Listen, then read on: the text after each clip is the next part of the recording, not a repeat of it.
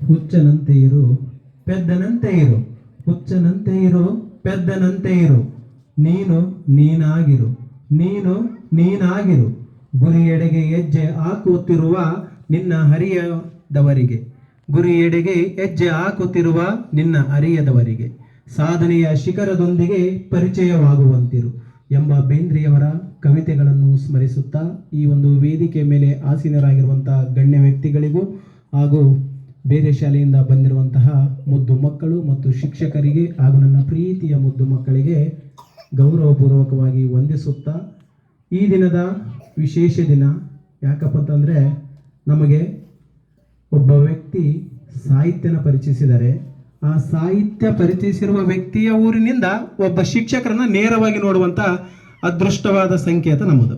ಯಾಕಪ್ಪ ಅಂದರೆ ದಾರಾ ಬೇಂದ್ರೆಯವರ ಜಯಂತಿ ಇವತ್ತು, ಹುಟ್ಟಿದ ಬರ್ಡೇ ಅಂತ ಕರಿತೀವಿ ಇಂಗ್ಲೀಷ್ನಲ್ಲಿ. ಅದೇ ರೀತಿಯಾಗಿ ಧಾರವಾಡ ಮೇಡಮ್ ಅವರು ನಮ್ಮ ಪಕ್ಕ ಇದ್ದಾರೆ, ಹೌದಲ್ವಾ? ಅಂತ ರೋಮಾಂಚನವಾದ ಕ್ಷಣ. ಇಳಿದು ಬಾ ತಾಯಿ ಇಳಿದು ಬಾ, ನಾನು ಬಡವಿ ಆತ ಬಡವ, ಇಳಿದು ಬಾ ತಾಯಿ ಇಳಿದು ಬಾ, ನಾನು ಬಡವಿ ಆತ ಬಡವ, ಒಲವೇ ನಮ್ಮ ಬದುಕು ಎಂದು ಆರಂಭವಾಗುವ ಕವಿತೆಗಳನ್ನು ಕೇಳದ ಕನ್ನಡಿಗನಿಲ್ಲ. ಉತ್ಸಾಹದ ಚಿಲುಮೆಯನ್ನು ಅಕ್ಕಿಸಬಲ್ಲ, ನೊಂದ ಜೀವಕ್ಕೆ ಸಾಂತ್ವನ ನೀಡಬಲ್ಲ, ಪ್ರೀತಿ ಪ್ರೇಮಗಳನ್ನು ಮೂಡಿಸಬಲ್ಲ ಕವಿತೆಗಳನ್ನು ರಚಿಸಿಕೊಟ್ಟ ವರಕವಿ ಬೇಂದ್ರೆ. ರಸವೇ ಜನನ ವಿರಸವೇ ಮರಣ, ಸಮರಸವೇ ಜೀವನ ಎಂದು ಜೀವನವನ್ನು ಕುರಿತು ಪರಿಣಾಮಕಾರಿಯಾಗಿ ಹೇಳಿದ ಧೀಮಂತ ಕವಿ ಅಂಬಿಕತನಾಯ ದತ್ತ. ಅಂಬಿಕತನಾಯ ದತ್ತ ಎಂಬ ಕಾವ್ಯನಾಮದಿಂದ ಕನ್ನಡಿಗರ ಮನೆ ಮಾತಾದವರು ದ.ರಾ ಬೇಂದ್ರೆಯವರು. ದತ್ತಾತ್ರೇಯ ರಾಮಚಂದ್ರ ಬೇಂದ್ರೆ ಎಂಬುದು ಇವರ ಪೂರ್ಣ ಹೆಸರು.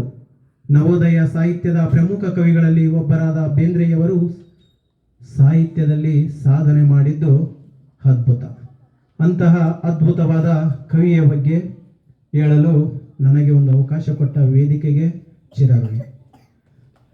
ನೋಡಲು ಸರಳವಾಗಿ ಕಾಣುವ, ಮುಖದಲ್ಲಿ ಮಂದಹಾಸ ಮೂಡುವ, ಯಾವಾಗಲೂ ಹೊಸ ಹೊಸ ವಿಷಯಗಳನ್ನು ಕಲಿಯುವ, ಮನದಲ್ಲಿ ನೋವಿರಲು ನೋಡುಗರಿಗೆ ನೋವನ್ನು ಕಾಣದಂತೆ ಮುಗುಳು ನಗೆಯನ್ನು ಬೀರುವವರು ಯಾರಾದರೂ ಇದ್ರೆ ಕಾವ್ಯ ಸಂಪುಟದಲ್ಲಿ, ಕಾವ್ಯಗಳಲ್ಲಿ ರಚನೆ ಮಾಡಿರುವಂತಹ ಕವಿತೆಗಳಲ್ಲಿ ದುಃಖಗಳನ್ನು, ನೋವುಗಳನ್ನು, ನಮ್ಮ ಇಡೀ ಸಾಹಿತ್ಯವನ್ನು ನಾವು ಭೂಮಂಡಲದಲ್ಲಿರುವಂತಹ ಎಲ್ಲ ಸಾಹಿತ್ಯಗಳನ್ನು ಅಧ್ಯಯನ ಮಾಡಿ ನೋಡಿದಾಗ ಅಂತಹ ಸಾಹಿತ್ಯ ಕವಿ ವರಕವಿ ಬೇಂದ್ರೆಯವರು.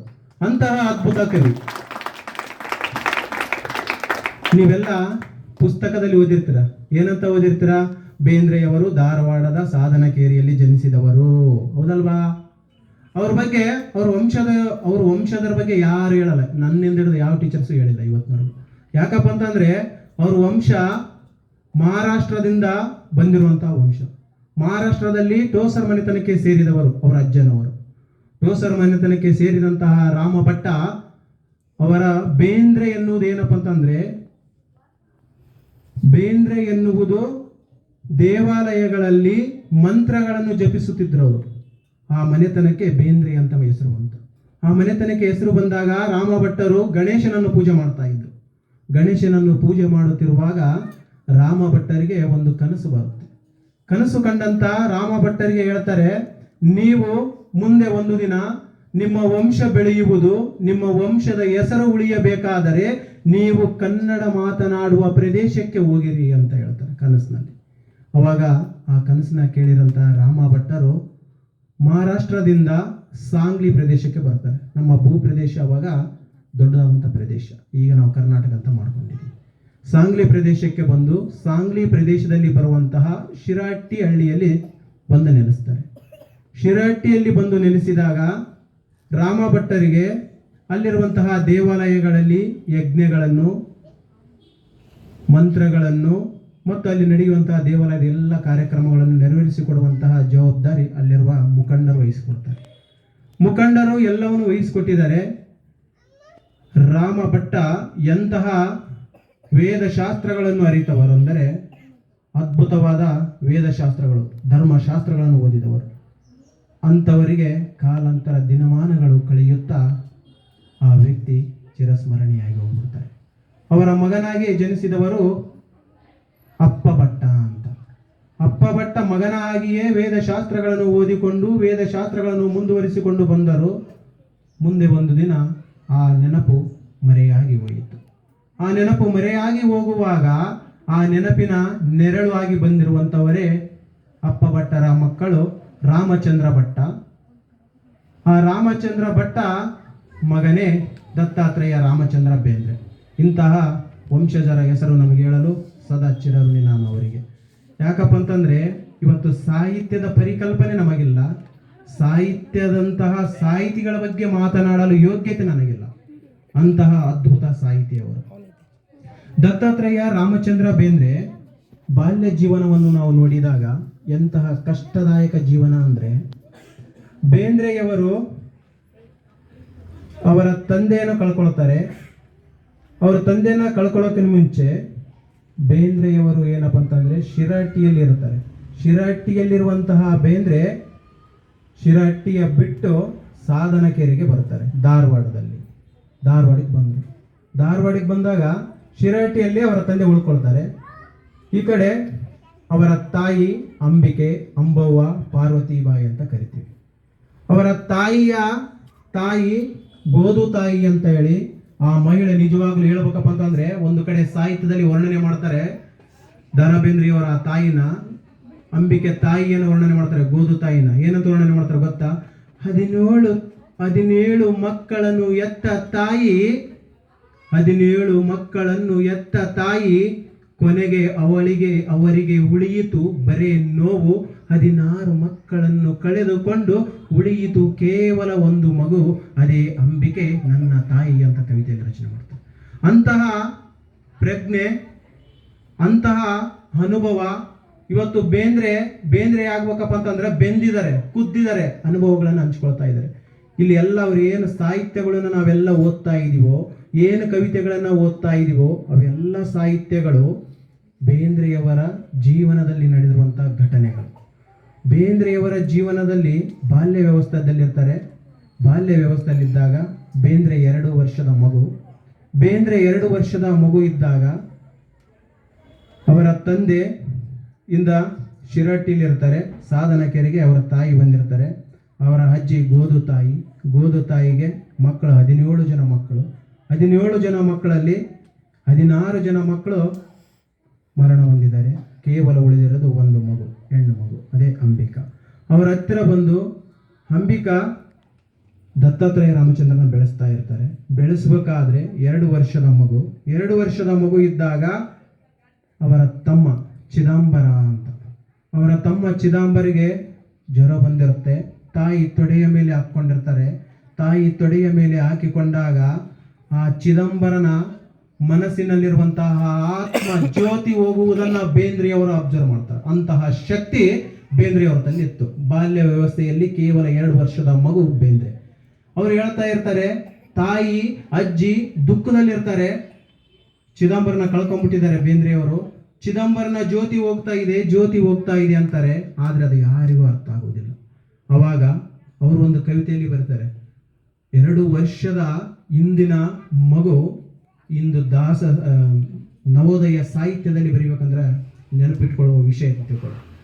ಚಿದಂಬರ ಜೀವನ ದೀಪದ ಜ್ಯೋತಿಯನ್ನು ಹೋಗುವುದನ್ನು ನಾ ಕಂಡೇನು ಅಂತಂದೇಳಿ ಒಂದು ಕವಿತೆ ಬರೀತಾರೆ. ಅಂದ್ರೆ ತನ್ನ ತಮ್ಮ ಮರಣ ಹೊಂದಬೇಕಾದ್ರೆ ಅವರಲ್ಲಿರುವಂತಹ ಒಂದು ಜ್ಯೋತಿ ಹೋಗುತ್ತೆ, ಅದು ಚಿದಂಬರ ಜ್ಯೋತಿ ಅಂತಂದೇಳಿ ವರ್ಣನೆ ಮಾಡಿ ಬರ್ತಾರೆ. ಆ ದಿನಮಾನಗಳನ್ನು ನೆನೆಸಿಕೊಳ್ಳುತ್ತಾ ಚಿದಂಬರನ ಮರಣ ಆಗುತ್ತೆ. ಚಿದಂಬರನ ಮರಣ ಆದ ನಂತರ ಮತ್ತೆ ಕಾಲಾಂತರ ದಿನಮಾನಗಳು ಕಳೆಯುತ್ತೆ. ಬಾಲ್ಯ ವ್ಯವಸ್ಥೆಯಲ್ಲಿ 6 ವರ್ಷದ ಮಗು ಬೇಂದ್ರೆಯವರು. 6 ವರ್ಷದ ಮಗು ಇರುವ ಬೇಂದ್ರೆಯವರಿಗೆ ಮತ್ತೊಬ್ಬ ತಮ್ಮ ಬರ್ತಾನೆ, ರಾಘು ಭಟ್ಟ. ರಾಘು ಎಷ್ಟು ಆತ್ಮೀಯತಪ್ಪ ಅಂತಂದ್ರೆ, ಅವರ ತಂದೆ ರಾಮಚಂದ್ರ ಭಟ್ಟ ಇದ್ರಲ್ವಾ, ಅವ್ರವ್ರ ತಾಯಿಗೆ ಹೇಳಿರ್ತಾರೆ, ರಾಮಾಯಣ ಓದು ನೀನು ಅಂತೇಳಿ.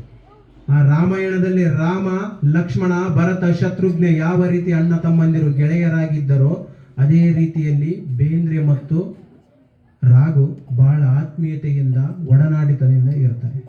ಹಿಂಗೆ ದಿನಮಾನಗಳು ಕಳೆದು ಹೋಗುತ್ತೆ. ಕಳಿತಾ ಸಾಹಿತ್ಯದಲ್ಲಿ ತಮ್ಮನ್ನು ತಾವು ತೊಡಗಿಸ್ಕೊಳ್ತಾ ಇದ್ದಾರೆ.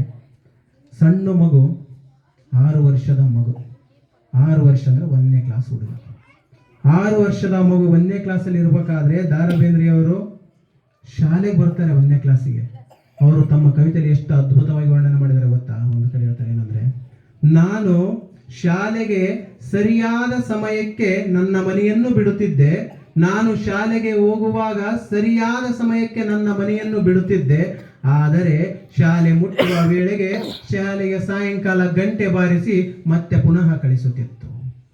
ಅಂತಹ 1ನೇ ಕ್ಲಾಸಿಗೆ ಹೋಗ್ಬೇಕಾದಾಗ ಬರಿತಾ ಇದ್ದಾರೆ ಅಂದರೆ ಕವಿತೆ ನೋಡಿ, ಎಂತಹ ಅದ್ಭುತ ಮೇಧಾವಿ ಅಂದರೆ 1ನೇ ಕ್ಲಾಸ್ನವರೆಗೂ ನೆನಪಿಟ್ಕೊಂಡು ಬರಿಬೇಕಂದ್ರೆ ಸಾಮಾನ್ಯವಲ್ಲ. ಅವಾಗ ಯಾಕೆ ಕೇಳಿದ್ರು, ಪ್ರಶ್ನೆ ಬರುತ್ತಲ್ವ, 1ನೇ ಕ್ಲಾಸ್ನ ಹುಡುಗ ಬರೆದಿದ್ದಾನೆ, ಪ್ರಶ್ನೆ ಮಾಡಿದ್ರು ಯಾಕೆ ಹಿಂಗಂದಾಗೆ ಎಷ್ಟು ಚಂದ ಆ ಕವಿತೆಯಲ್ಲಿ ವರ್ಣನೆ ಮಾಡಿದ್ರು ಗೊತ್ತಾ. ನಾನು ಶಾಲೆಗೆ ಹೋಗುವಾಗ ನಾನು ಅಕ್ಕಪಕ್ಕ ನೋಡಿದಾಗ ಅಲ್ಲಿ ಹಗೋ ಡಾಂಬರ್ ಆಟ ಆಡಿಸ್ತಾ ಇದ್ರು. ಡಾಂಬರ್ ಆಟ ಗೊತ್ತಾಗುತ್ತಲ್ಲ, ಅಗೋ ಅಲ್ಲಿ ಹಾವಿನ ಆಟ ಆಡಿಸ್ತಾ ಇದ್ರು, ಅಗೋ ಅಲ್ಲಿ ಬೇರೆ ಆಟ ಆಡ್ತಾ ಇದ್ರು. ಇವೆಲ್ಲ ದೃಶ್ಯಗಳನ್ನ ನೋಡ್ತಾ ಇದ್ರು. ಅವರಿಗೊಂದು ಕುತೂಹಲ, ಏನೇನೋ ತಮ್ಮ ಅಕ್ಕಪಕ್ಕ ನಡೀತಾ ಇದ್ದು ಅದನ್ನೆಲ್ಲ ನೋಡ್ಕೊಂತ ಹೋಗ್ತಾ ಇದ್ರು. ಒಂದು ಕಡೆ ಅವರು ಯೋಚನೆ ಮಾಡಿದ್ರಂತೆ, ಸಣ್ಣ ವಯಸ್ಸಿನಲ್ಲಿನೇ ಹಾವು ಆಡಿಸ್ತಾ ಇದ್ದಾರೆ, ಹಾವು ಅವ್ರು ಹೇಳ್ದಂಗೆ ಕೇಳ್ತಾ ಇದೆ, ಹಾವು ಅವ್ರಿಗೆ ಕಚ್ಚುವುದಿಲ್ಲ ಅಂತ ಪ್ರಶ್ನೆ ಅವ್ರಿಗೆ ಬಂದಿತ್ತು. ಅಂತಹ ಅದ್ಭುತ ಸಾಹಿತ್ಯವನ್ನು ರಚಿಸಿದರೆ. ಬಾಲ್ಯ ವ್ಯವಸ್ಥೆಯಲ್ಲಿ ಅಂಬಿಕತನಾಯ ದತ್ತ ಅಂತ ಹೆಸರಿಟ್ಕೊಳ್ಳೋಕ್ಕೆ ಕಾವ್ಯಕ್ಕೆ ಕಾರಣ ಏನಪ್ಪ ಅಂತಂದ್ರೆ, ಬಾಲ್ಯ ವ್ಯವಸ್ಥೆಯಲ್ಲಿ ಅನ್ಯೋನ್ಯವಾದ ಜೀವನ ನಡೆಸ್ತಾ ಇದ್ರು ರಾಘು ಮತ್ತು ತಾನು. ಒಂದು ದಿನ ಶಾಲೆ ರಜೆ ಇರುತ್ತೆ. ರಾಘು ಮತ್ತು ತಾನು ಶಾಲೆ ರಜೆ ಇದ್ದಾಗ ಏನು ಮಾಡ್ತಾರಪ್ಪ ಅಂತಂದ್ರೆ, ಆಟ ಆಡೋಕೆ ಹೊರಗಡೆ ಹೋಗ್ತಾರೆ. ಸಾಮಾನ್ಯವಾಗಿ ರಜೆ ಇದ್ದಾಗ ನಾವೆಲ್ಲರೂ ಹೊರಗಡೆ ಹೋಗ್ತೀವಿ, ಹೌದಲ್ವಾ? ಹೊರಗಡೆ ಹೋಗ್ತಾರೆ. ಹೊರಗಡೆ ಹೋದ ಮೇಲೆ ಊಟದ ಪ್ರಜ್ಞೆನೇ ಇರೋದಿಲ್ಲ, ಊಟ ಮಾಡಬೇಕೆಂಬುದೇ ಅನಿಸೋದಿಲ್ಲ ಅವರಿಗೆ. ಆಟ ಆಡ್ತಾರೆ. ಸಾಯಂಕಾಲ ಆಗಿ ಹೋಗ್ಬಿಡುತ್ತೆ. ಸಾಯಂಕಾಲ ಆದ್ಮೇಲೆ ಮನೆಗೆ ಹೋಗ್ತಾರೆ.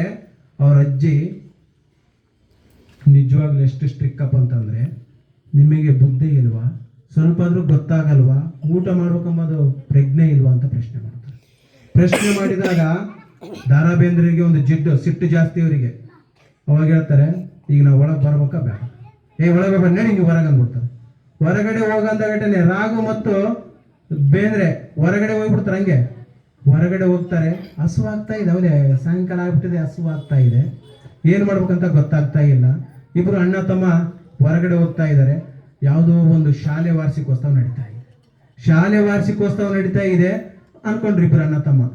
ಅಲ್ಲಿ ಶಾಲೆ ವಾರ್ಷಿಕೋತ್ಸವ ನಡೀತಾ ಇದೆ ಅಂದ್ರೆ ಅಲ್ಲಿ ಒಂದು ಏನಾದ್ರೂ ಕೊಡ್ಬೋದು ನಮಗೆ, ಉಪಹಾರದ ವ್ಯವಸ್ಥೆ ಅನ್ಕೊಂಡು ಆ ಶಾಲೆಯ ವಾರ್ಷಿಕೋತ್ಸವದಲ್ಲಿ ಭಾಗವಹಿಸ್ತಾರೆ. ನೀವೆಲ್ಲರೂ ಹೆಂಗ್ ಭಾಗವಹಿಸ್ತಿರಲ್ಲ ಆ ಥರ ಶಾಲೆ ವಾರ್ಷಿಕೋತ್ಸವದಲ್ಲಿ ಭಾಗವಹಿಸ್ತವೆ 2 ಮಕ್ಕಳು.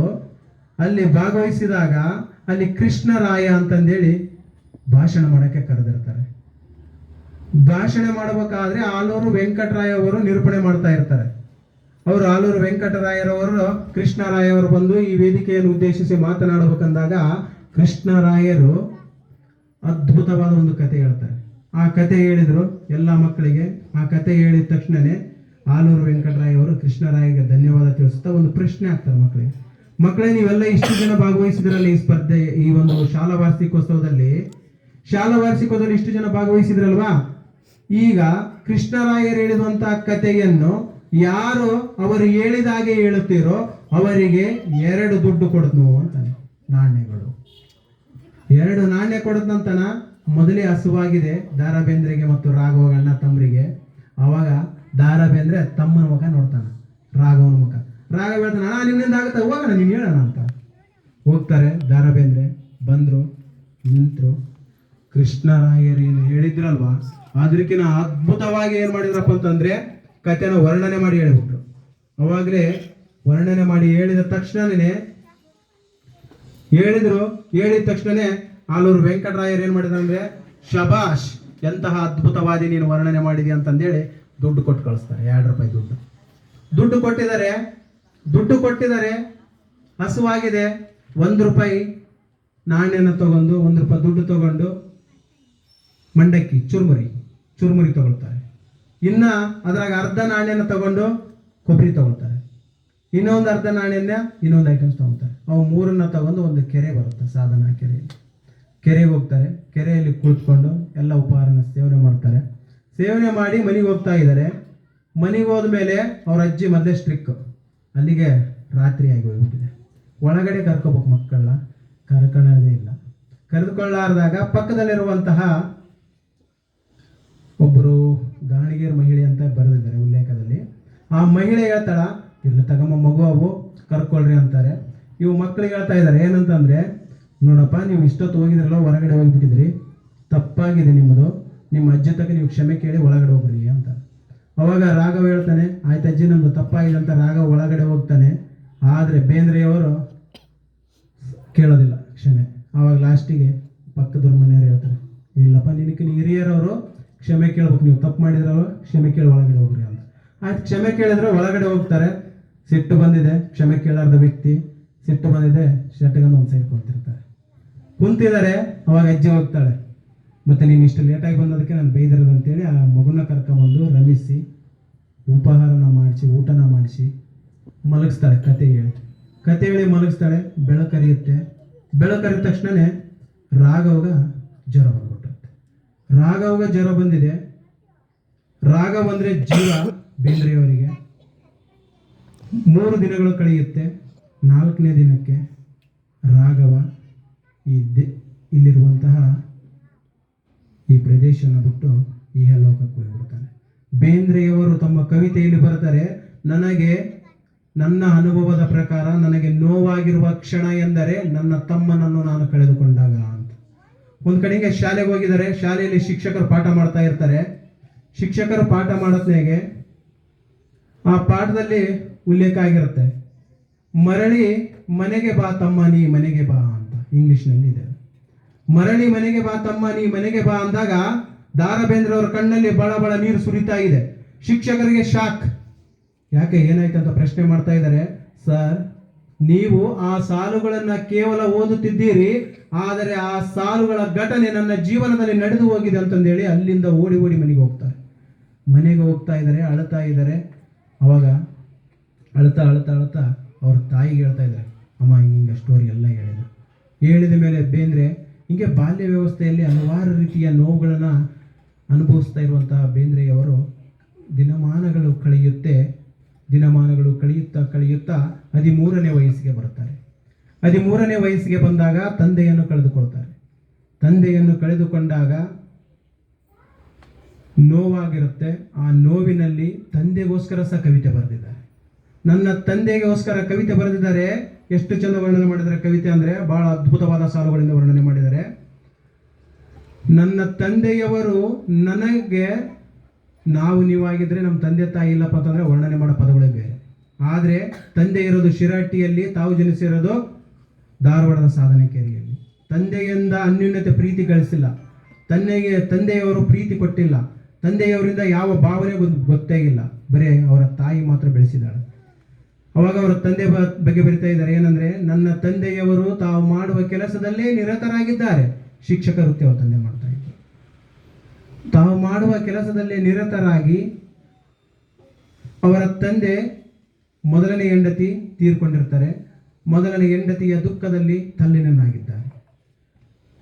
ನಮ್ಮನ್ನು, ನಮ್ಮ ತಾಯಿಗೆ ಅದ್ಭುತವಾದ ರಾಮಾಯಣವನ್ನು ತಿಳಿಸಿಕೊಟ್ಟಿದ್ದಾರೆ. ಅಂತಹ ನನ್ನ ತಂದೆಯವರು ಒಂದು ರೋಗಕ್ಕೆ ತುತ್ತಾಗಿದ್ದಾರೆ ಅಂತ ಒಂದು ಕವಿತೆಯಲ್ಲಿ ವರ್ಣನೆ ಮಾಡ್ತಾರೆ. ಸಾಹಿತ್ಯ ನಿಜವಾಗಲೂ ಹೇಳಬೇಕಪ್ಪ ಅಂತಂದರೆ, ಅವರ ಸಾಹಿತ್ಯಗಳು ತಮ್ಮನಿಂದ ಹಿಡಿದು ತಂದೆಯವರೆಗೂ, ಕೊನೆಗೆ ಒಂದು ದಿನ ಅವರ ತಾಯಿ ಹೋಗಿರ್ತಾರೆ ಬಟ್ಟೆ ಒಗೆಯೋಕ್ಕಂತೇಳಿ ಕೆರೆಗೆ ಹೋದಾಗ ದಾರಾ ಬೇಂದ್ರವ್ರು ಏನು ಮಾಡ್ತಾರಪ್ಪ ಅಂತಂದರೆ, ಕೆರೆ ನೋಡೋಣ ಅಂತ ಹಿಂಗೆ ಬಗ್ತಾರೆ, ಆ ಕೆರೆಯಲ್ಲಿ ಬಿದ್ದು ಬಿಡ್ತಾರೆ. ತಾಯಿ ಅಕ್ಕಪಕ್ಕ ನೋಡ್ತಾ ಇದ್ದಾಳೆ, ಯಾರು ಇಲ್ಲ. ತಾಯಿಗೆ ಭಯ ಕಾಡ್ತಾ ಇದೆ, ಮಗಗೇನಾಗ್ತಿ ಅಂತ ನೋವಿದೆ. ಹೋಗಿ ನೋಡಿ ಮೇಲ್ಗಡೆ ಹೋಗ್ತಾ ಇದ್ದಾಳೆ. ನೋಡ್ಬೇಕನ್ನತಿಗೆ ಆ ಮಗು ಬಿದ್ದಿರುವಾಗ 2 ಕಾಲು ಕಾಣುತ್ತೆ ದಾರಾ ಬೇಂದ್ರೆಯವರ ಕಾಲು ಕಂಡ ತಕ್ಷಣ ತಾಯಿ ಏನು ಮಾಡ್ತಾಳೆ, 2 ಕಾಲು ತೆಗೆದು ನಿಂತ್ಕೊಳ್ತಾಳೆ. ಅವಾಗ ಬೇಂದ್ರೆಯವರ ಜೀವ ಬದುಕುತ್ತೆ. ದತ್ತ ಪೀಠದಲ್ಲಿ, ದತ್ತ ಅಂತಂದೇಳಿ ಒಂದು ಪೀಠ ಇತ್ತಲ್ಲಿ ಆ ಗುರು. ಆವಾಗ ಬೇಂದ್ರೆಯವರು ಆ ಕವಿತೆಯನ್ನು ಬರೀತಾರೆ, ನಾನು ಅಂಬಿಕತನಾಯ ದತ್ತ ಎಂದು ಯಾಕೆ ಇಟ್ಟುಕೊಂಡೆನೆಂದರೆ, ನನ್ನ ತಾಯಿ ದತ್ತಪೀಠದ ಕೆರೆಯ ಬಳಿ ಹೋದಾಗ ಅಲ್ಲಿರುವಂತಹ ದೇವರು ನನಗೆ 2ನೇ ಜೀವವನ್ನು ಕೊಟ್ಟು, ನನ್ನ ತಾಯಿಯ ರೂಪದಲ್ಲಿ 2ನೇ ಜೀವ ಕೊಟ್ಟಿದ್ದಾರೆ. ಅದಕ್ಕೋಸ್ಕರ ಅವರ ಕಾವ್ಯ ನಾಮವನ್ನು ಅಂಬಿಕತನಾಯ ದತ್ತ ಅಂತಂದೇಳಿ ಇಟ್ಕೊಳ್ತಾರೆ.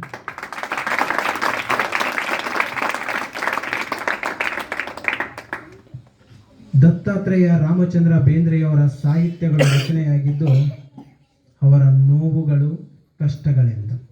ಒಂದು ಕಡೆ ಕಷ್ಟ ಇದೆ. ಒಬ್ಬ ಕವಿ ಕೇಳ್ತಾನೆ, ನೀನು ನಿನ್ನ ಅನುಭವದ ಕಷ್ಟದ ನೋವುಗಳಲ್ಲಿ ಕವಿತೆಗಳನ್ನು ರಚನೆ ಮಾಡ್ತಾ ಇದ್ದೀರಾ, ಕವನಗಳನ್ನು ರಚನೆ ಮಾಡ್ತಾ ಇದ್ದೀರಾ, ಅವನ ಮುಂದೆ ಯಾರಾದರೂ ಓದ್ತಾರ ಅಂತ ಪ್ರಶ್ನೆ ಮಾಡಿದ್ರು. ಅವಾಗ ಅವರು ಎಂತಹ ಅದ್ಭುತ ಸಾಲಲ್ಲಿ ವರ್ಣನೆ ಮಾಡ್ತಾರಂದ್ರೆ, ನನ್ನ ಕವಿತೆಗಳು ಓದುವವರಿಗೆ ಸಾಹಿತ್ಯದ ಪ್ರಜ್ಞೆ ಇರಬೇಕು, ನನ್ನ ಕವಿತೆ ಓದುವವರು ನೋವಿನಲ್ಲಿ ನೋವುಗಳನ್ನು ಅನುಭವಿಸಿರಬೇಕು. ಯಾವ ವ್ಯಕ್ತಿ ನೋವುಗಳನ್ನು ಅನುಭವಿಸಿರುತ್ತಾನೋ ಆ ವ್ಯಕ್ತಿಗೆ ನನ್ನ ಕವಿತೆಗಳು ಅರ್ಥವಾಗುತ್ತವೆ ಅಂತ ಹೇಳ್ತಾರೆ. ಇದೇ ರೀತಿಯಾಗಿ ಹಲವಾರು ರೀತಿಯ ಕವಿತೆಗಳನ್ನು ರಚಿಸಿದ್ದಾರೆ, ಕವನಗಳನ್ನು ರಚಿಸಿದ್ದಾರೆ. ಆ ಕವನಗಳಲ್ಲಿ ಕೃಷ್ಣ ಕುಮಾರಿ ಅಂತಂದೇಳಿ ಕವನ ಬರೀತಾರೆ. ಅದಾದಮೇಲೆ ಒಂದು ಗರಿ ಅಂತ ಬರೀತಾರೆ. ಗರಿ ಅನ್ನೋದು ನಿಜವಾಗ್ಲೂ ಒಂದು ಅದ್ಭುತವಾದ ಕವನ ಸಂಕಲನ.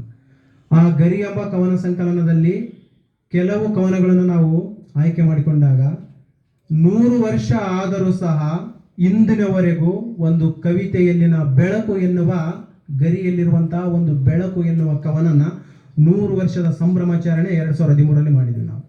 ಅಂತಹ ಬೆಳಕಿನ ಬಗ್ಗೆ ಬರೆದಿದ್ದಾರೆ. ಅದರ ಜೊತೆಗೆ ಇನ್ನೂ ಒಂದು ಬರಿತಾ ಇದ್ದಾರೆ. ಆ ಕವನಗಳನ್ನು ಬರೆದಾಗ ನರಬಲಿ ಅಂತ ಬರೀತಾರೆ. ಆ ನರಬಲಿಯ ಕವನವನ್ನು ಬರೀತಾರೆ. ಆ ನರಬಲಿಯ ಕವನ ಓದಿದಂತಹ ಬ್ರಿಟಿಷರು, ಕವನನ ಕನ್ನಡ ಓದಕ್ಕೆ ಬರಲ್ಲ ಬ್ರಿಟಿಷರಿಗೆ, ಕನ್ನಡ ಓದಕ್ಕೆ ಬ್ರಿಟಿಷರಿಗೆ ಬರಲ್ಲ. ಅವರು ಯೋಚನೆ ಮಾಡ್ತಾರೆ, ಏನಿರ್ಬೋದು ಈ ಕವಿತೆಯಲ್ಲಿ, ಇಷ್ಟು ಜನ ಯಾಕೆ ಈ ಕವಿತೆಯನ್ನು ಇಷ್ಟಪಡ್ತಾ ಇದ್ದಾರೆ. ಅವಾಗ ಅವರು ಬ್ರಿಟಿಷರು ಏನು ಮಾಡಿದಾರಪ್ಪ ಅಂತಂದರೆ, ಆ ಕವಿತೆಯನ್ನು ತಮ್ಮ ಭಾಷೆಗೆ ಭಾಷಾಂತರಿಸ್ತಾರೆ. ತಮ್ಮ ಭಾಷೆಗೆ ಭಾಷಾಂತರಿಸಿದಾಗ ಆ ಕವಿತೆ ಹೀಗಿತ್ತು: ಬಲಗಾಲಲ್ಲಿ ಬಿಡುಗಡೆಯನ್ನು ಮೆಟ್ಟಿ, ಬಲಗಾಲಲ್ಲಿ ಬಿಡುಗಡೆಯನ್ನು ಮೆಟ್ಟಿ ನಿಂತಿಹೇ ಎಲೆ ಕಾಳಿ, ಬಲಗಾಲಲ್ಲಿ ಬಿಡುಗಡೆಯನ್ನು ಮೆಟ್ಟಿ ನಿಂತಿಹೇ ಎಲೆ ಕಾಳಿ, ನಿನ್ನೆಡಗಾಲನ್ನು ನೆಕ್ಕು ತಿನ್ನುವುದು ಶ್ವಾನ ಸೂಕುರಳಿ, ನಿನ್ನೆಡಗಾಲನ್ನು ನೆಕ್ಕು ತಿನ್ನುವುದು ಶ್ವಾನ ಸೂಕುರಳಿ. ಅಂದರೆ ಬ್ರಿಟಿಷರು ಭಾರತಕ್ಕೆ ಬಂದಿದ್ದಾರೆ, ಭಾರತೀಯರ ಮೇಲೆ ದೌರ್ಜನ್ಯ ಮಾಡ್ತಾ ಇದ್ದಾರೆ. ಈ ಒಂದು ಅನುಭವವನ್ನು ಕವಿತೆಯ ಮೂಲಕ ಕವಿ ಬೇಂದ್ರೆಯವರು ಬರೀತಾರೆ. ಕವಿತೆಯ ಮೂಲಕ ಬೇಂದ್ರೆಯವರು ಬರೆದಾಗ ಇದನ್ನು ಭಾಷಾಂತರಿಸಿ ನೋಡಿದಂತಹ ಬ್ರಿಟಿಷರು ಅವರನ್ನು 3 ತಿಂಗಳ ಕಾಲ ಸೆರೆಮನೆಗೆ ಹಾಕ್ತಾರೆ. ಸೆರೆಮನೆಗೆ ಹೋಗಿದ್ದಾರೆ ಬೇಂದ್ರೆಯವರಿಗೆ. ಸೆರೆಮನೆಗೆ ಹೋಗಿದ್ದಾರೆ, ಏನು ಮಾಡೋಕೆ ಗೊತ್ತಾಗ್ತಾನೆ ಇಲ್ಲ. ಯಾಕಂದರೆ ಆ ಕವಿ ಸಾಹಿತ್ಯ ರಚನೆ ಮಾಡ್ತಾ ಇರೋದು ಅದ್ಭುತವಾದ ಸಾಹಿತ್ಯಗಳು, ಏನು ಮಾಡೋಕೆ ಗೊತ್ತಾಗಲ್ಲ. ಸೆರೆಮನೆಗೆ ಹೋಗ್ತಾ ಇದ್ದಾರೆ. ಸೆರೆಮನೆಗೆ ಹೋದಾಗ ಈ ಅಷ್ಟರೊಳಗಡೆ ಮದುವೆಯಾಗಿದೆ ಲಕ್ಷ್ಮೀಬಾಯಿ ಅವರೊಂದಿಗೆ. ಲಕ್ಷ್ಮೀಬಾಯಿ ಅವರನ್ನು ತಮ್ಮ ತವರು ಮನೆಗೆ ಹೋಗಿ ಕೇಳಿರ್ತಾರೆ. ತಾವು ಸೆರೆಮನೆಯಲ್ಲಿ ಬಂದಿಖಾನದಲ್ಲಿ ಇರ್ತಾರೆ. ಬಂದಿಖಾನೆಯಿಂದ ಹೊರಗಡೆ ಬಂದಾಗ ಅಲ್ಲಿರುವಂಥ ಬ್ರಿಟಿಷರು ಮೊದಲೇ ಅರಿತಿದ್ರು, ಕಾವ್ಯಗಳ ಮೂಲಕ ಸಹ ಮನ ಮುಟ್ಟುವಂತೆ ಕವಿತೆಗಳನ್ನು ರಚಿಸುವವರು ಯಾರಾದರೂ ಇದ್ದರೆ ಬೇಂದ್ರೆಯವರು. ಬೇಂದ್ರೆಯವರು ಶಿಕ್ಷಕರಾಗಿ ಕೆಲಸ ಮಾಡ್ತಾ ಇದ್ರು. ಶಿಕ್ಷಕರಾಗಿ ಕಾರ್ಯನಿರ್ವಹಿಸ್ತಾ ಇರಬೇಕಾದಾಗ ಶಿಕ್ಷಕ ವೃತ್ತಿಯಲ್ಲಿ ಯಾವುದಾದರೂ ಶಾಲೆಯಲ್ಲಿ ಶಿಕ್ಷಕರಾಗಿ ತೆಗೆದುಕೊಂಡರೆ ಅಥವಾ ಖಾಸಗಿ ಶಾಲೆಯಲ್ಲಿ ಬೇಂದ್ರೆಯವರನ್ನು ಶಿಕ್ಷಕರಾಗಿ ತೆಗೆದುಕೊಂಡಿದ್ದೇ ನಿಜವಾಯಿತೆಂದರೆ ಅಂತಹ ಶಾಲೆಗಳನ್ನು ರದ್ದುಪಡಿಸಲಾಗುತ್ತದೆ ಅಂತಂದೇಳಿ ಆರ್ಡರ್ ಆಗಿಬಿಡ್ತಾರೆ ಬ್ರಿಟಿಷರು. ಬಿಡುಗಡೆಯಾಗಿ ಬಂದಿದ್ದಾರೆ, ಏನು ಮಾಡಬೇಕು ಕೆಲಸ ಗೊತ್ತಿಲ್ಲ. ಶಿಕ್ಷಣ ಸಂಸ್ಥೆಗಳು ಹೋಗ್ತಾರೆ. ಶಿಕ್ಷಣ ಸಂಸ್ಥೆಗೆ ಈಗಾಗಲೇ ಬ್ರಿಟಿಷರು ಏನು ಮಾಡಿದ್ದಾರೆ, ಆರ್ಡರ್ ಕೊಟ್ಟುಬಿಟ್ಟಿದ್ದಾರೆ. ಯಾವ ಶಿಕ್ಷಣ ಸಂಸ್ಥೆಗಳನ್ನು ಕರ್ಕೊಳ್ಳಲ್ಲ. ಅವಾಗ ಬೇಂದ್ರೆಯವರು ಶಿಕ್ಷಣ ಸಂಸ್ಥೆಗಳು ತೆಗೆದುಕೊಳ್ಳಲಾದಾಗ ಬಡತನ ಬೇರೆ. ಬಡತನದಲ್ಲಿರುವಂಥ ಬೇಂದ್ರೆಯವರು ತಮ್ಮ ಮಕ್ಕಳಿಗೋಸ್ಕರ ಒಂದು ಅವರಿಗೆ ಆಶ್ರಯವಾದವರು ಯಾರಪ್ಪ ಅಂತಂದರೆ ಮಾಸ್ತಿ ವೆಂಕಟೇಶ ಅಯ್ಯಂಗಾರ್. ಮಾಸ್ತಿ ವೆಂಕಟೇಶ ಅಯ್ಯಂಗಾರ್ ಅವರು ಒಂದು ಪತ್ರಿಕೆನ ಹೊರಡಿಸ್ತಾ ಇರ್ತಾರೆ. ಆಯಿತು, ನಿನಗೆ ಶಿಕ್ಷಕರಾಗಿ ಕಾರ್ಯನಿರ್ವಹಿಸಿದ್ರೆ ಏನಾಯಿತು, ನನ್ನ ಪತ್ರಿಕೆ ಇದೆ, ಆ ಪತ್ರಿಕೆಯನ್ನು ನೀನು ನೋಡಿಕೊಂಡು ಹೋಗು ಅಂತ. ಅವಾಗ ಆ ಪತ್ರಿಕೆನ ನೋಡಿಕೊಂಡು ಹೋಗ್ತಾ ಇದ್ದಾರೆ ಬೇಂದ್ರೆಯವರು. ಆ ಪತ್ರಿಕೆಯಿಂದ ಅದ್ಭುತವಾದ ಕವನಗಳನ್ನು ಹೊರಹೊಮ್ಮಿಸ್ತಾ ಇದ್ದಾರೆ. ಅದ್ಭುತವಾದ ಕವನಗಳನ್ನು ರಚನೆ ಮಾಡ್ತಾ ಇದ್ದಾರೆ. ಅದರ ಜೊತೆಗೆ ಕಾಲಾಂತರ ದಿನಮಾನಗಳು ಕಳೆಯುತ್ತೆ. ಬೇಂದ್ರೆಯವರಿಗೆ 9 ಜನ ಮಕ್ಕಳು. 9 ಜನ ಮಕ್ಕಳಲ್ಲಿ 6 ಜನ ಮಕ್ಕಳು ಕಣ್ಣ ಮುಂದೆಗೆ ಮರಣ ಹೊಂದ್ತಾರೆ. ಸ್ವಲ್ಪ ಯೋಚನೆ ಮಾಡ್ರಿ, ಮಗನ ಮುಂದೆ ತಂದೆ ಮರಣ ಹೊಂದಿದರೆ ಏನು ಅನಿಸುವುದಿಲ್ಲ. ತಂದೆಯ ಮುಂದೆ ಮಕ್ಕಳು ಮರಣ ಹೊಂದಿದರೆ ಅವರ ಪರಿಸ್ಥಿತಿ ಆಗಿರುತ್ತೆ ನಾವೆಲ್ಲ ಯೋಚನೆ ಮಾಡುವಂಥ ಗಂಭೀರವಾದ ಸ್ಥಿತಿ. ನೋವಿದೆ ಮನಸ್ಸಲ್ಲಿ, ತಾಯಿ ಅಳ್ತಾ ಇದ್ದಾಳೆ, ಮಗು ಮುಂದೆ ಮರಣ ಹೊಂದಿದೆ.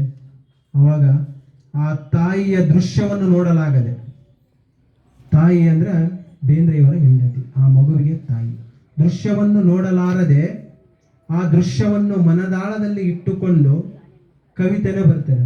ನೀನಿಂಗ ನೋಡಬೇಡ ನನ್ನ, ನೀನಿಂಗ ನೋಡಿದರೆ ನನ್ನ, ತಿರುಗಿ ನಾಯಾಂಗ ನೋಡಲಿ ನಿನ್ನ. ಕವಿತೆ ರಚನೆಯಾಗಿರುವುದು ತಾಯಿಯು ತನ್ನ ಕಣ್ಣೀರನ್ನು ಕೆಳಗಡೆ ಹಾಕುವ ಸಮಯ. ತಾಯಿ ಬೇಂದ್ರೆಯವರನ್ನು ನೋಡಿದಾಗ ಅವರು ಕವಿತೆ ರಚನೆ ಮಾಡಿದ್ದಾರೆ. ಆದರೆ ಇವತ್ತಿನ ಆಧುನಿಕ ಯುಗದಲ್ಲಿ, ನವಯುಗದಲ್ಲಿ ಬೇಂದ್ರೆಯವರ ಸಾಹಿತ್ಯಕ್ಕೆ ಅವಮಾನ ಮಾಡುವಂಥ ಪರಿಸ್ಥಿತಿ ಬಂದಿದೆ. ಇವತ್ತು ಯಾವ ದೃಷ್ಟಿಯಿಂದ ಯೋಚನೆ ಮಾಡ್ತಾ ಇದ್ರಿ ನೋಡಿ ಅದನ್ನ. ಹಾಡು ಇರುವುದು ಅರ್ಥ, ಒಳ ಅರ್ಥ ಬೇರೆ, ಮೇಲಿನ ಅರ್ಥವೇ ಕೆಟ್ಟು ಹೋಗಿದೆ. ಅಂತಹ ಪರಿಸ್ಥಿತಿ ಇದೆ. ಸಾಹಿತ್ಯ ಹಲವಾರು ರೀತಿಯ ಸಾಹಿತ್ಯಗಳನ್ನು ರಚಿಸಿದರೆ, ಹಲವಾರು ರೀತಿಯ ಸಾಹಿತ್ಯಗಳನ್ನು ರಚಿಸಿರುವಂತಹ ಬೇಂದ್ರೆಯವರಿಗೆ ತಮ್ಮದಲ್ಲಿರುವ ಜೀವನದಲ್ಲಿ ನಡೆದಿರುವಂತಹ ಘಟನೆಗಳನ್ನು ವರ್ಣನೆ ಮಾಡಿದ್ದಾರೆ. ತಮ್ಮ ಸುತ್ತಮುತ್ತಲಿರುವಂತಹ ಪರಿಸರದ ಬಗ್ಗೆ ಕವಿತೆಗಳನ್ನು ರಚನೆ ಮಾಡಿದ್ದಾರೆ. ತಮ್ಮಲ್ಲಿರುವಂತಹ ಸ್ತ್ರೀಯರಿಗೆ ಆಗುತ್ತಿರುವಂತಹ ಶೋಷಣೆಗಳ ಬಗ್ಗೆ ಸಹ ಕವಿತೆಗಳನ್ನು ರಚನೆ ಮಾಡಿದ್ದಾರೆ. ಅದರ ಜೊತೆಗೆ ಅವರು ಮಾಡಿದಂತಹ ಮೊದಲ ಶಿಕ್ಷಕ ವೃತ್ತಿ ವಿಕ್ಟೋರಿಯಾ ಶಾಲೆ. ಈಗಾಗಲೇ ಶಿಕ್ಷಕರಾಗಿ ಕಾರ್ಯನಿರ್ವಹಿಸ್ತಾ ಇದ್ರು, ಸೆರೆಮನೆಗೆ ಹೋಗಿ ಹೊರಗಡೆ ಬಂದಿದ್ದಾರೆ. ಯಾರು ಶಿಕ್ಷಕ ವೃತ್ತಿ ಕೊಡ್ತಾ ಇಲ್ಲ, ಏನು ಮಾಡ್ಬೇಕಂತ ಗೊತ್ತಾಗ್ತಾ ಇಲ್ಲ. ಅವಾಗ ಮತ್ತೆ ಪುನಃ ಅವರ ಚಿಕ್ಕಪ್ಪನಾಗಿರುವಂತಹ ಪುನಃ ಅದಕ್ಕೆ ಮೊಬೈಲ್ನಿಂದ ಫೋನ್ ಮಾಡ್ತಾರೆ. ಅವಾಗ ದೂರವಾಣಿ ಇತ್ತು, ಈ ಮೊಬೈಲ್ ಆಗಿದೆ. ದೂರವಾಣಿಯಿಂದ ಫೋನ್ ಮಾಡ್ತಾರೆ. ಫೋನ್ ಮಾಡಿ ನಿನಗಲ್ಲಿ ಭಾರತದಲ್ಲಿ, ನಮ್ಮ ಕರ್ನಾಟಕದಲ್ಲಿ ಬ್ರಿಟಿಷರು ಏನು ಮಾಡಿದ್ದಾರೆ, ಯಾವ ಶಿಕ್ಷಣ ಸಂಸ್ಥೆಗಳು ತೆಗೆದುಕೊಳ್ಳೋದಿಲ್ಲ ಶಿಕ್ಷಕರಾಗಿ ಅಂತೇಳಿ. ಅವಾಗ ಅಲ್ಲಿಂದ ಏನು ಮಾಡ್ತಾರಪ್ಪ ಅಂತಂದರೆ ಪುನಕ್ಕೆ ಹೋಗ್ತಾರೆ. ಅವರು ಚಿಕ್ಕಪ್ಪನ ಆಶ್ರಯದಲ್ಲಿ ಬೆಳೀತಾರೆ. ಚಿಕ್ಕಪ್ಪನ ಆಶ್ರಯದಲ್ಲಿ ಪುನಕ್ಕೆ ಹೋದಾಗ ಅವ್ರು ಏನಂತ ಹೇಳ್ತಾರಪ್ಪ ಅಂತಂದರೆ, ಈಗ ನೀನು ಈಗಾಗಲೇ BA ಪದವಿ ಮುಗಿಸಿದೀಯಾ, 10ನೇ ಕ್ಲಾಸ್ ಪಾಸ್ ಆಗಿದೆಯಾ, 10ನೇ ಕ್ಲಾಸ್ ಪಾಸ್ ಆದಮೇಲೆ BA ಪದವಿ ಮುಗಿಸಿದೆಯಾ.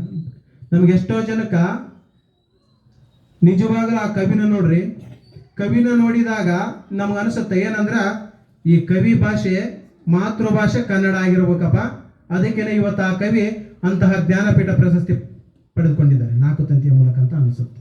ನಿಜವಾಗ್ಲೂ ಹೇಳ್ಬೇಕಪ್ಪ ಅಂತಂದ್ರೆ ದಾರಾ ಬೇಂದ್ರೆಯವರ ಮಾತೃಭಾಷೆ ಮರಾಠಿ ಭಾಷೆ. ಮರಾಠಿ ಭಾಷೆಯ ವ್ಯಕ್ತಿ ಕನ್ನಡದಲ್ಲಿರುವಂತಹ ಜ್ಞಾನವನ್ನು ಒಲಿಸಿಕೊಂಡು ಆ ಜ್ಞಾನವನ್ನು ಇಡೀ ಜಗತ್ತಿಗೆ ಪ್ರಸ್ತುತಪಡಿಸಿದ್ದಾರೆ. ಅಂತಹ ಅದ್ಭುತವಾದ ವ್ಯಕ್ತಿ ದಾರಾ ಬೇಂದ್ರೆ. ನಾವು ಪ್ರಶ್ನೆ ಮಾಡಿಕೊಳ್ಳುವ ವಿಷಯ ಏನಪ್ಪ ಅಂತಂದ್ರೆ, ಸಾಹಿತ್ಯ ರಚನೆಗೆ ಕನ್ನಡವೇ ಬೇಕಾಗಿಲ್ಲ, ಮಾಡುವೆನನ್ನುವ ಸೇವೆ ಬೇಕು. ಯಾಕಂತಂದ್ರೆ ಬೇಂದ್ರೆಯವರು ಅನ್ಕೊಂಡಿದ್ದು ಹಂಗೇನೆ. ಬೇಂದ್ರೆಯವರು ಓದಿದ್ದು ಮರಾಠಿಯ ಮಾತೃಭಾಷೆ. ಕಾಲಾಂತರ ದಿನಮಾನಗಳಲ್ಲಿ ಕನ್ನಡವನ್ನು ಆಯ್ಕೆ ಮಾಡ್ಕೊಳ್ತಾರೆ. BA ಪದವಿಯನ್ನ ಸಂಸ್ಕೃತ ಮತ್ತು ಇಂಗ್ಲಿಷ್ನಲ್ಲಿ ಕಲಿತಾರೆ. ಸಂಸ್ಕೃತ ಇಂಗ್ಲಿಷ್ನಲ್ಲಿ ಕಲಿತಿರುವಂತಹ ಬೇಂದ್ರೆಯವರು ಈಗಾಗಲೇ ಸೆರೆಮನೆಯಿಂದ ಹೊರಗಡೆ ಬಂದಿದ್ದಾರೆ. ಎಲ್ಲಿ ಕೆಲಸ ಸಿಗ್ತಾ ಇಲ್ಲ. ಮತ್ತೆ ಪುನಃಕ್ಕೆ ಹೋಗಿದ್ದಾರೆ. ಪುನಃಕ್ಕೆ ಹೋದಾಗ ಅವರ ಚಿಕ್ಕಪ್ಪ ಹೇಳ್ತಾರೆ, ನೀನು MA ಮುಗಿಸಿಬಿಡು ಇಲ್ಲಿ ಅಂತ. MAದಲ್ಲಿ ತತ್ವಶಾಸ್ತ್ರ ಆಯ್ಕೆ ಮಾಡ್ಕೊಳ್ತಾರೆ, ಫಿಲಾಸಫಿ. ನಮ್ಗೆ ಎಷ್ಟೋ ಜನಕ್ಕೆ ಗೊತ್ತಿದೆ, ಕಲ್ಪನೆನೇ ಇಲ್ಲ ಬೇಂದ್ರೆಯವ್ರ ಬಗ್ಗೆ. ಯಾಕೆ ಗೊತ್ತಿಲ್ಲ ಅಂತ ನಾನು MA ಅಂತ ಹೇಳ್ಕೊಳ್ತಪ್ಪ ಅಂತಂದ್ರೆ, ನಾವೆಲ್ಲ ಕೇವಲ ಬೇಂದ್ರೆಯವ್ರನ್ನ ಏನು ಅನ್ಕೊಂಡಿದೀವಿ, ಒಬ್ಬ ಸಾಹಿತ್ಯ ಕವಿ ಅಷ್ಟೇ. ಎಷ್ಟೋ ಜನಕ್ಕೆ ನಿಜವಾಗ್ಲೂ ಹೇಳ್ಬೇಕಪ್ಪ ಅಂತಂದ್ರೆ, ಬೇಂದ್ರೆ ಸಾಹಿತ್ಯ ಕವಿಯೂ ಆಗುವುದು, ಗಣಿತ ಶಾಸ್ತ್ರದಲ್ಲಿ ಗಣಿತವನ್ನು ಬಿಡಿಸುವಂತಹ ಲೆಕ್ಕಾಚಾರನೂ ಆಗುವುದು. ಮತ್ತೆ ಅದ್ರ ಜೊತೆಗೆ ಶಾಸ್ತ್ರಗಳನ್ನು ಹೇಳ್ತಾ ಇದ್ರು. ಶಾಸ್ತ್ರಗಳು ಗೊತ್ತಲ್ಲ ನಮ್ಗೆ, ಕವಡಿ ಯಾಕೆ ಹೇಳ್ತಾರಲ್ವ ಶಾಸ್ತ್ರ, ಆ ಶಾಸ್ತ್ರನು ಸಾರಿತವರು ಬೇಂದ್ರೆಯವರು.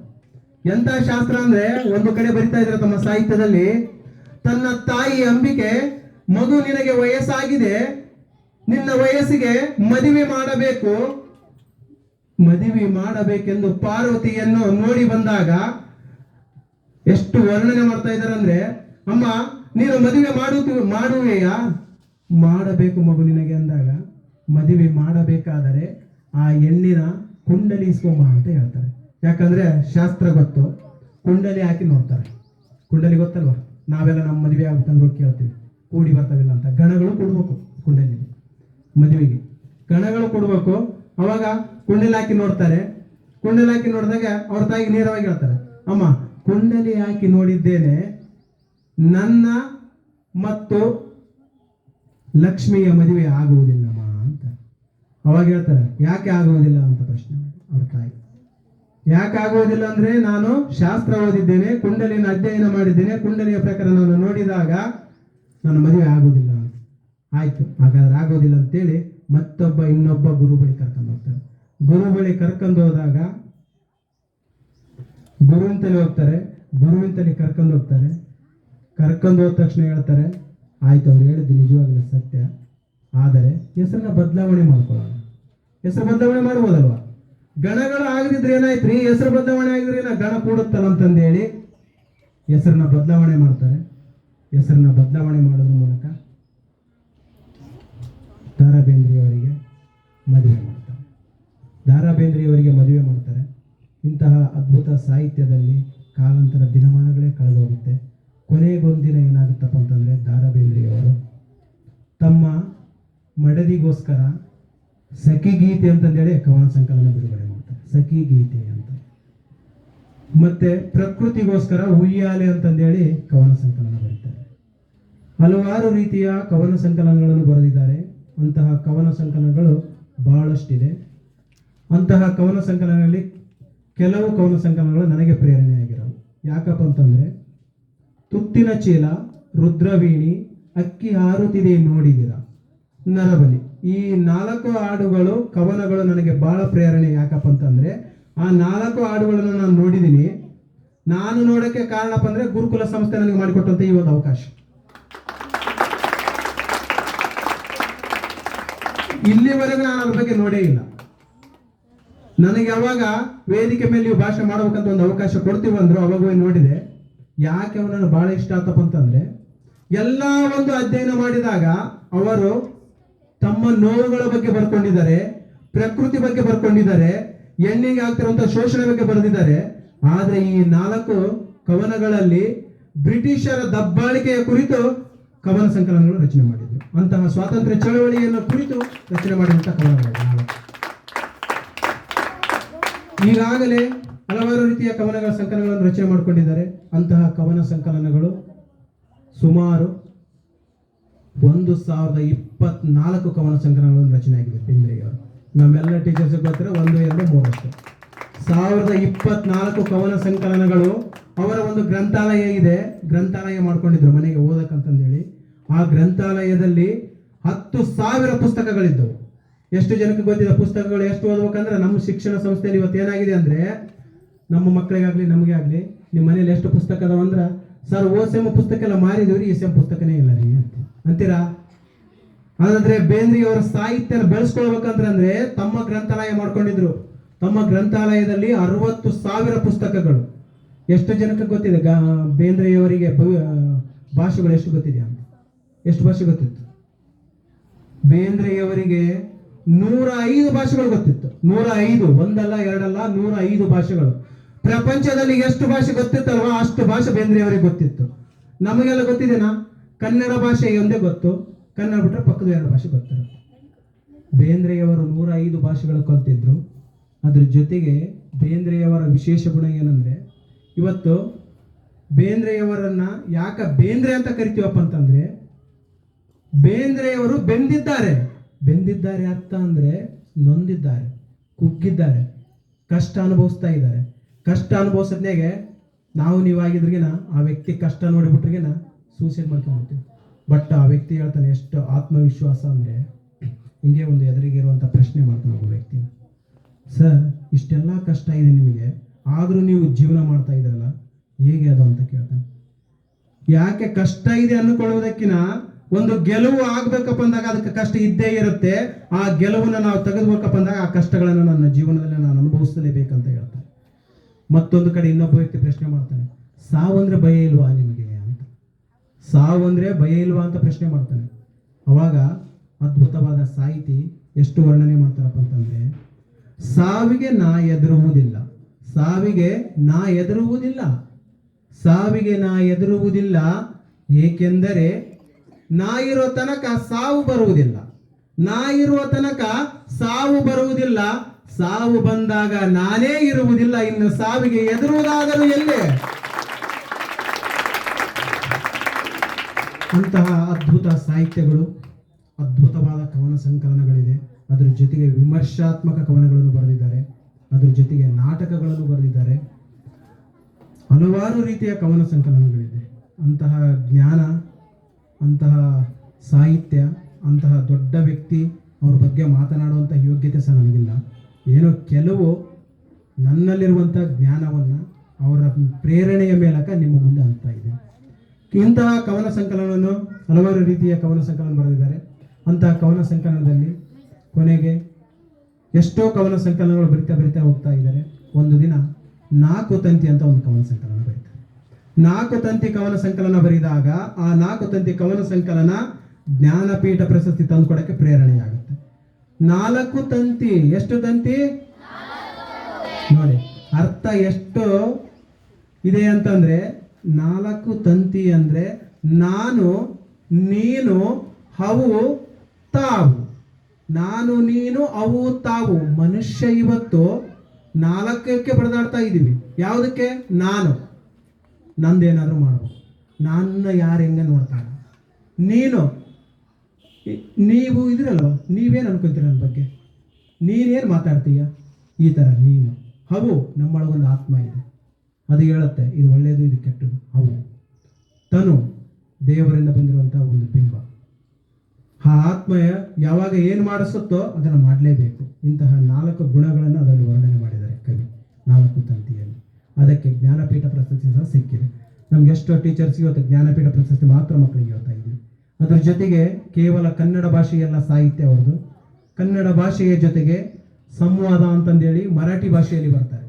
ಮರಾಠಿ ಭಾಷೆಯಲ್ಲಿ ಬರೆದಾಗ ಅವರಿಗೆ ಕೇಳ್ಕರ್ ಬಹುಮಾನ ಪ್ರಶಸ್ತಿ ಸಹ ಸಿಗುತ್ತೆ. ಅದ್ರ ಜೊತೆಗೆ ಇವತ್ತು ಎಷ್ಟು ಜನಕ್ಕೆ ಗೊತ್ತು, ಡಾಕ್ಟರೇಟ್ ಪ್ರಶಸ್ತಿ ಎಷ್ಟೆಷ್ಟು ಪಡಿಬೋದು ಅಂದಾಜು ಗೆಸ್ಸಿಂಗ್? ಡಾಕ್ಟರೇಟ್ ಪ್ರಶಸ್ತಿ ಎಷ್ಟು ಬರ್ಬೋದು ಒಬ್ಬರಿಗೆ? ತಗೊಂಡಿರ್ತಾರೆ ಯಾರಾದ್ರೂ? ಒಂದು ತಗೋಬೇಕಂತಂದ್ರೆ ಕೆಲವರು ಕೂದಲು ಬಿಚ್ಚಾಗಿರ್ತಾವೆ. ಡಾಕ್ಟರೇಟ್ ಅಂಬೋದು ಅಷ್ಟು ಅದ್ಭುತವಾದ್ದು. ಆದರೆ ವಿಶೇಷ ಏನಪ್ಪ ಅಂತಂದ್ರೆ ನಮ್ಮ ಬೇಂದ್ರೆಯವರಿಗೆ 3 ಡಾಕ್ಟರೇಟ್ ಪ್ರಶಸ್ತಿ ಬಂದವು. ಎಷ್ಟು ಬಂದಿದೆ? 3 ಬಂದಿದೆ.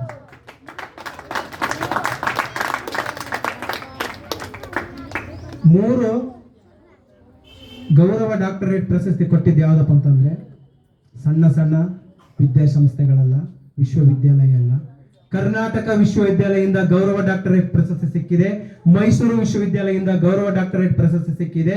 ಕಾಶಿ ವಿದ್ಯಾಪೀಠದಿಂದ ಬನವಾಸಿ ಅಂತ ಕರಿತೀವಿ, ಬನವಾಸಿ, ಅಲ್ಲಿಂದ ಸಹ ಏನಾಗಿದೆಪ್ಪ ಅಂದ್ರೆ ಗೌರವ ಡಾಕ್ಟರೇಟ್ ಪ್ರಶಸ್ತಿ ಸಿಕ್ಕಿದೆ. ಅಂತಹ ಅದ್ಭುತವಾದ ಪ್ರಶಸ್ತಿಗಳು ಸಹ ಬೇಂದ್ರೆಯವರಿಗೆ ದೊರಕಿದೆ. ಅದರ ಜೊತೆಗೆ ಭಾರತ ಸರ್ಕಾರದಲ್ಲಿರುವಂತಹ ಒಂದು ಅದ್ಭುತವಾದಂತಹ ಜ್ಞಾನಪೀಠ ಪ್ರಶಸ್ತಿ ದೊರಕಿದೆ. ಜ್ಞಾನಪೀಠ ಪ್ರಶಸ್ತಿ ವಿಶೇಷ ಏನಪ್ಪಾ ಅಂತಂದ್ರೆ ಬೇಂದ್ರೆಯವರು ಕುವೆಂಪುರನ್ನು ವರ್ಣನೆ ಮಾಡ್ಕೊಳ್ತಾರೆ. ಏನಂದ್ರೆ ನನಗೆ ಸಮಾಧಾನವಾಗಿದ್ದು ಈಗ, ನನಗೆ ಸಮಾಧಾನವಾಗಿದ್ದು ಈಗ. ಜ್ಞಾನಪೀಠ ಪ್ರಶಸ್ತಿ ಪಡೆದು ಬಂದಿರ್ತಾರಲ್ಲ ಅವಾಗ ಪಕ್ಕದಾಗ ಒಂದು ಮಗು ಎದ್ದು ಕೇಳುತ್ತೆ, ಅಜ್ಜ, ಬೇಂದ್ರೆಯವ್ರನ್ನ ಅಜ್ಜ ಅಂತಾನೆ ಕರೆಯೋದು ಜನ, ಧಾರವಾಡ ಜನ. ಅಜ್ಜ, ನಾನು ಏನೋ ಅನ್ಕೊಂಡಿದ್ದೆ, ಜ್ಞಾನಪೀಠ ಪ್ರಶಸ್ತಿ ದೆಹಲಿ ಕೊಡ್ತಾ ಇದ್ದಾರೆ, ಎಷ್ಟೋ ಜನ ಭಾಗವಹಿಸಿರ್ತಾರೆ, 1,00,000 ಜನ ಅನ್ಕೊಂಡಿದ್ದೆ, ಆದ್ರೆ ಇಲ್ಲಿ ಜನನೇ ಇಲ್ಲಲ್ಲ ಅಂತ ಪ್ರಶ್ನೆ ಮಾಡಿದ ಮಗು. ಅವಾಗ ಬೇಂದ್ರೆ ಅಜ್ಜ ಹೇಳಿದೆ, ಎಷ್ಟು ಸರಳವಾಗಿ ಹೇಳಿದಂದ್ರೆ, ಮಗು 1,00,000 ಜನ ಇರುವುದು ಮುಖ್ಯವಲ್ಲ, ನಾನು ಹೇಳುವುದನ್ನು 1,00,000 ಕೊಟ್ಟು ಯಾರು ಕೇಳ್ತಾರಲ್ಲ ಅವರಿದ್ರೆ ಸಾಕಪ್ಪ ನನಗೆ ಅಂತ ಹೇಳಿದೆ.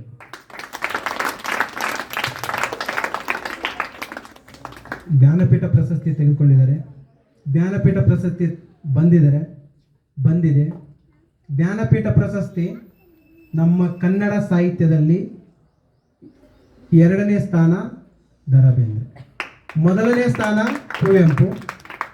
ಎಂತಹ ಅದ್ಭುತ ಪವಾಡ ಅಂದ್ರೆ ನೀವು ನಂಬಲ್ಲ.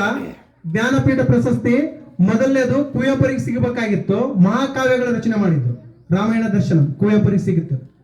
ಒಂದು ಜ್ಞಾನಪೀಠ ಪ್ರಶಸ್ತಿ ಅವರಿಗೆ ಆಯ್ಕೆಯಾದಾಗ ಅದೇ ಸಮಯಕ್ಕೆ ಬೇರೆಯವರಿಗೂ ಆಯ್ಕೆ ಆಗಿತ್ತು. 2 ಭಾಷೆಗಳ ಮಿಶ್ರಣದಲ್ಲಿ ಜ್ಞಾನಪೀಠ ಪ್ರಶಸ್ತಿ ಕೊಡ್ತಾರೆ.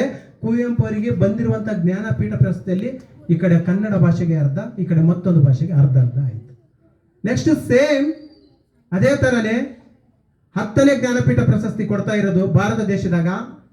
10ನೇ ಜ್ಞಾನಪೀಠ ಪ್ರಶಸ್ತಿ ಸಹ ಬೇರೆ ಒಂದು ಭಾಷೆ ಆಯ್ಕೆಯಾಗಿದೆ, ಅದರ ಜೊತೆಗೆ 4 ತಂತಿಯ ಕನ್ನಡ ಭಾಷೆ ಆಯ್ಕೆಯಾಗಿದೆ. ಎರಡಿಗೂ ಜ್ಞಾನಪೀಠ ಪ್ರಶಸ್ತಿ ದ ರಾ ಬೇಂದ್ರೆಯವರಿಗೆ, ಈ ಕಡೆ ಮತ್ತೊಬ್ಬ ಕವಿ, ಅದು ಸಹ ಏನಾಯ್ತು, ಅರ್ಧ ಆಯ್ತು. ಅವಾಗ ಜ್ಞಾನಪೀಠ ಪ್ರಶಸ್ತಿ ಬಗ್ಗೆ ಅವ್ರಿಗೆ ನನಗೆ ಈಗ ಸಮಾಧಾನ ಆಯ್ತಪ್ಪ ಅಂದ್ರೆ, ಮೊದಲನೇ ಜ್ಞಾನಪೀಠ ಪ್ರಶಸ್ತಿ ಬಂದಿದ್ದು ಕನ್ನಡಕ್ಕೆ ಅರ್ಧ, 2ನೇ ಜ್ಞಾನಪೀಠ ಪ್ರಶಸ್ತಿ ಬಂದಿದ್ದು ಅರ್ಧ, ಈಗ ಸಂಪೂರ್ಣವಾಯ್ತು ಒಂದು ಜ್ಞಾನಪೀಠ ಪ್ರಶಸ್ತಿ ಅಂತ ಖುಷಿ ಆಗ್ತದೆ. ಸಾಹಿತ್ಯದಲ್ಲಿ ತಮ್ಮನ್ನು ತಾವು ತೊಡಗಿಸಿಕೊಳ್ಳಿರುವಂತ ಮೂಲಕ ಯಾಕೆ ಬೇಂದ್ರೆ ನಮಗೆ ಬಹಳ ಇಷ್ಟ ಆಗ್ತಾರಪ್ಪ ಅಂತಂದ್ರೆ, ಪ್ರತಿದಿನ ನೋವು, ಪ್ರತಿ ಕ್ಷಣ ನೋವು, ಒಂದು ದಿನ ಸಹ ನನಗೆ ನೋವಿದೆ ಅಂತಂದೇಳಿ ಹೇಳ್ಕೊಂಡೇ ಇಲ್ಲ. ಆ ನೋವುಗಳನ್ನ ಸಾಹಿತ್ಯದ ಮೂಲಕ ಬರೆದಿಟ್ಟಿದ್ದಾರೆ. ಇವತ್ತಿನ ಪ್ರಸ್ತುತದಲ್ಲಿರುವಂತಹ ಕೆಲವು ಕವಿಗಳು ಅವ್ರನ್ನ ಪ್ರಶ್ನೆ ಮಾಡ್ತಾರೆ, ನಿಮ್ಮ ಸಾಹಿತ್ಯ ಯಾರಿಗೆ ಅರ್ಥ ಆಗೋದಿಲ್ಲ ಅಂತಲ್ರಿ ಅಂತ ಪ್ರಶ್ನೆ ಮಾಡಿದ್ದಾರೆ. ಮಕ್ಕಳು ಹೇಳ್ತಾ ಇದ್ದಾರೆ, ಕವಿಗಳು ಹೋಗಿ ಪ್ರಶ್ನೆ ಮಾಡ್ತಾರೆ ದ ರಾ ಬೇಂದ್ರೆ ಅವ್ರನ್ನ, ನಿಮ್ಮ ಸಾಹಿತ್ಯ ಯಾರಿಗೂ ಅರ್ಥ ಆಗೋದಿಲ್ಲ ಅಂತಲ್ರಿ ಅಂತ ಪ್ರಶ್ನೆ ಮಾಡಿದ್ರು.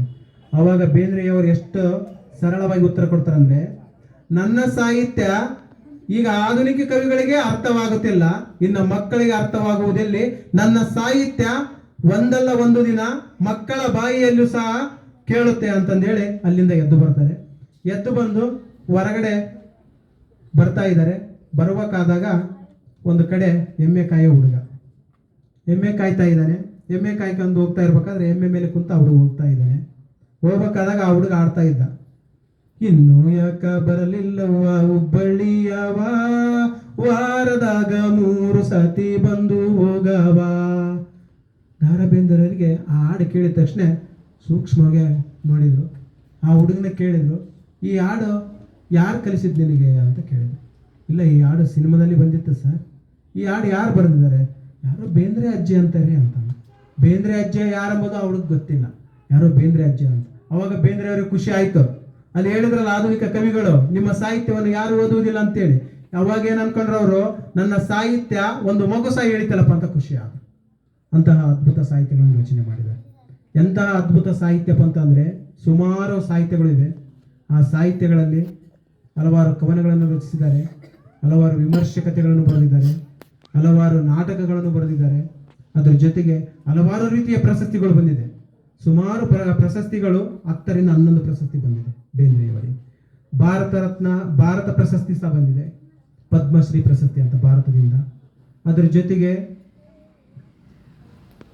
ಕರ್ನಾಟಕ ವಿಶ್ವವಿದ್ಯಾಲಯದಿಂದ ಗೌರವ ಡಾಕ್ಟರೇಟ್ ಪ್ರಶಸ್ತಿ ಸಿಕ್ಕಿದೆ. 4 ತಂತಿಯಲ್ಲಿ 44 ಕವನಗಳನ್ನು ರಚನೆ ಮಾಡಿದ್ದಾರೆ. 4 ತಂತಿಯಲ್ಲಿ 44 ಕವನಗಳನ್ನು ರಚನೆ ಮಾಡಿದ್ದಾರೆ. ಅದರ ಜೊತೆಗೆ ಅರಳು ಮರಳಿಗೆ ಕೇಂದ್ರ ಸಾಹಿತ್ಯ ಅಕಾಡೆಮಿ ಪ್ರಶಸ್ತಿ ಸಿಗುತ್ತೆ. ಅದರ ಜೊತೆಗೆ ಕಾಶಿ ವಿದ್ಯಾಪೀಠದಿಂದ ವಾರಣಾಸಿಯಿಂದ ಗೌರವ ಡಾಕ್ಟರೇಟ್ ಪ್ರಶಸ್ತಿ ಸಿಕ್ಕಿದೆ. ಅದರ ಜೊತೆಗೆ ಹೈದರಾಬಾದಿನಲ್ಲಿ ಹಿಂದಿ ಪ್ರಚಾರ ಸಭಾ ಅಂತ ನಡೀತಾ ಇರುತ್ತೆ. ಹೈದರಾಬಾದ್ ನಮ್ಮ ಪ್ರದೇಶ. ಹೈದರಾಬಾದ್ನಲ್ಲಿ ಹಿಂದಿ ಪ್ರಚಾರ ಸಭಾ ಅಂತ ನಡೆಯುತ್ತೆ. ಅಲ್ಲಿ ಭಾಗವಹಿಸ್ತಾರೆ. ಅಲ್ಲಿ ಭಾಗವಹಿಸಿದಾಗ ಅವರೊಂದು ಬಿರುದು ಕೊಡ್ತಾರೆ, ಆಚಾರ್ಯ ಬಿರುದು ಅಂತ ಕೊಟ್ಟು ಗೌರವಿಸ್ತಾರೆ. ಉಡುಪಿ ಮಠದಿಂದ ಕರ್ನಾಟಕ ಕವಿ ಕುಲ ತಿಲಕ ಅಂತಂದೇಳಿ ಕೊಟ್ಟು ಗೌರವಿಸಲಾಗುತ್ತೆ. ಇಂತಹ ಅದ್ಭುತವಾದ ಪ್ರಶಸ್ತಿಗಳು ಸಹ ಬೇಂದ್ರೆಯವರಿಗೆ ಸಿಕ್ಕಿದೆ. ಅದರ ಜೊತೆಗೆ ಕನ್ನಡ ಸಾಹಿತ್ಯ ಸಮ್ಮೇಳನ ನಡೆಯುತ್ತೆ ಶಿವಮೊಗ್ಗದಲ್ಲಿ 1943ರಲ್ಲಿ. ಆ ಸಾಹಿತ್ಯ ಸಮ್ಮೇಳನದ ಅಧ್ಯಕ್ಷರು ಸಹ ಆಗಿದ್ರು. ಜ್ಞಾನಪೀಠ ಪ್ರಶಸ್ತಿ ಪಡೆದ ಮೇಲೆ ಇಡೀ ದೇಶಾದ್ಯಂತ ಅವರ ಹೆಸರುವಾಸಿಯಾಗಿ ಉಳಿಯುತ್ತೆ.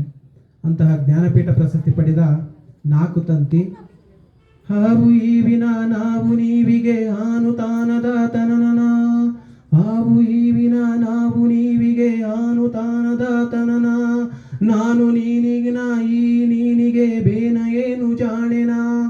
ಕವಿ ಬರೆದಿದ್ದಾರೆ, ಅದ್ಭುತವಾದ ಕವನ. ಇದನ್ನು ಪ್ರಶ್ನೆ ಮಾಡ್ತಾರೆ ಒಬ್ಬ ಕವಿ, ಸರ್ ಎಲ್ಲ ಕವನಗಳನ್ನು ಓದಿದ್ದೀನಿ, ಆದರೆ 4 ತಂತಿ ವಿಶೇಷ ಏನು, ಯಾಕೆ ಅದನ್ನು ಆ ಥರ ಬರೆದಿದ್ದೀನಿ ಅಂತ ಪ್ರಶ್ನೆ ಮಾಡಿದಾಗ ಆ ವ್ಯಕ್ತಿ ಸರಳವಾಗಿ ಹೇಳ್ತಾರೆ, ಬೇಂದ್ರೆ ಅವರು ಎಷ್ಟು ಸರಳವಾಗಿ ಅಂದರೆ, ನಾನು ಕನ್ನಡ ಸಾಹಿತ್ಯದಲ್ಲಿ ಎಷ್ಟು ಕವನಗಳನ್ನು ರಚಿಸಿದ್ದೋನೋ ಅಷ್ಟು ಕವನಗಳನ್ನು ನೀನು ಬೇರೆ ಬೇರೆ ಭಾಷೆಗಳಲ್ಲಿ ಭಾಷಾಂತರಿಸಬಹುದು, ಬೇರೆ ಬೇರೆ ಭಾಷೆಗಳಲ್ಲಿ ಭಾಷಾಂತರಿಸಬಹುದು, ಆದರೆ 4 ತಂತಿಯಲ್ಲಿರುವಂತಹ ಕವನಗಳು ಭಾಷಾಂತರಿಸಲಾಗುವುದಿಲ್ಲ. ಅಂತಹ ಅದ್ಭುತ ಸಾಲುಗಳಿಂದ ಅದನ್ನು ಬರೆದಿದ್ದಾರೆ. 4 ತಂತಿಯ ಸ್ವಾರಸ್ಯ ಸಾಮರಸ್ಯಗಳು ಅಂತಂದರೆ ಧ್ವನಿ, ಪ್ರತಿಭೆ, ಸಾವು ಮತ್ತು ಬದುಕಿನ ಕುರಿತು ತಿಳಿಸುತ್ತೆ. ಬದುಕಿನ 4 ತಂತಿಗಳು ನಾನು, ನೀನು, ಅವು, ಇವು. ಈ ರೀತಿಯ ಹಲವಾರು ರೀತಿಯ ಸಾಹಿತ್ಯಗಳನ್ನು ರಚಿಸಿದವರು ದ ರಾ ಬೇಂದ್ರೆಯವರು.